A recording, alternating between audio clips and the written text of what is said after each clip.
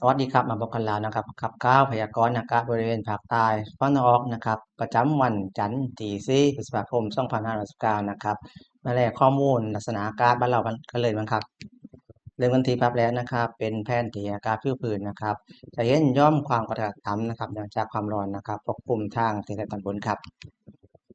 ครับมาถึงภาพถ่ายดาวเทียมนะครับเวลาสุดนะครับจะเห็นมีเมฆเป็นส่วนมากนะครับปกคลุมบริเวณของจังหวัดชุมพรนะครับสุราษฎร์ธานีนครศรีธรรมราชแล้วก็รวมถึงอ่าวไทยครับมาถึงเรดาร์ชุมพรนะครับล่าสุดนะครับจะปรับปรุงฝนนะครับเล็กน้อยถึงปานกลางนะครับอยู่บริเวณอ่าวไทยนะครับมีแนวโน้มเป็นตัวเข้าหาฝั่งครับมาถึงเรดาร์สถิงพาเวลาสุดนะครับปรับกลุ่มฝนนะครับเล็กน้อยถึงกำลังแรงครับบริเวณอ่าวไทยนะครับมีแนวโน้มเป็นตัวเข้าหาฝั่งอย่างช้าๆครับ มาถึงรายงานอุณหภูมิกันบ้างครับอุณหภูมิสูงสุดเมื่อวานนี้วัดได้ที่ 38.5 องศาเซลเซียสที่ตำบลหนองพลับอำเภอหัวหินจังหวัดประจวบคีรีขันธ์ส่วนอุณหภูมิต่ำสุดเช้านี้วัดได้ที่ 21.5 องศาเซลเซียสที่อำเภอเมืองยะลาครับมาถึงรายงานปริมาณน้ำฝน24 ชั่วโมงนะครับสำหรับ7โมงเช้าของเมื่อวานจนถึง7โมงเช้าของวันนี้นะครับปรับปรุงฝนนะครับเล็กน้อยซึ่งปานกลางแล้วก็มีนักได้บางแห่งนะครับวัดผ่านฝนสูงสุดได้ที่ 43.4 มิลลิเมตรนะครับที่ท่าอากาศยานหาดใหญ่จังหวัดสงขลาครับ มาถึงพยากรณ์อากาศภาคใต้ฝั่งตะวันออกวันนี้กันบ้างนะครับยังคงมีอากาศร้อนนะครับในตัวไปนะครับแล้วก็มีฝนหรือฝนฟ้าคะนองในพื้นที่นะครับมาแล้วรายจังหวัดกันบ้างนะครับเพชรบุรีนะครับประจวบคีรีขันธ์นะครับอยู่ที่10%ของพื้นที่ส่วนชุมพรลงมานะครับอยู่ที่30%ของพื้นที่ครับเนื่องจากลมตะวันออกนะครับออกเฉียงใต้นะครับปกคลุมบริเวณอ่าวไทยภาคใต้และก็อันดามันนะครับแล้วก็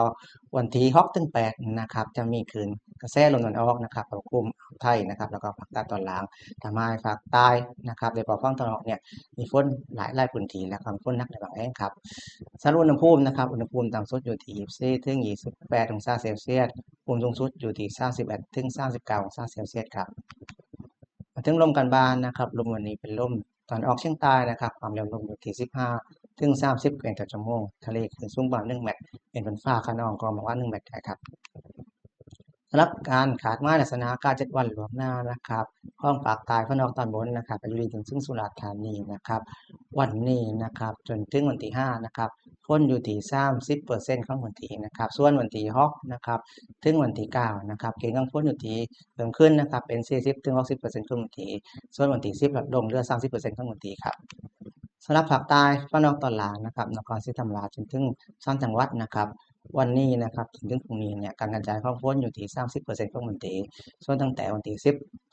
6ถึงวันที่10นะครับฝนเพิ่มขึ้นเป็น40ถึง60ของพื้นที่นะครับแล้วก็มีฝนหนักได้ในบางแห่งครับ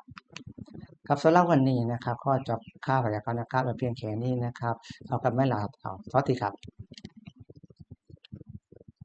อุตุนิยมวิทยายุคใหม่แจ้งข่าวฉับไวใส่ใจปวงชน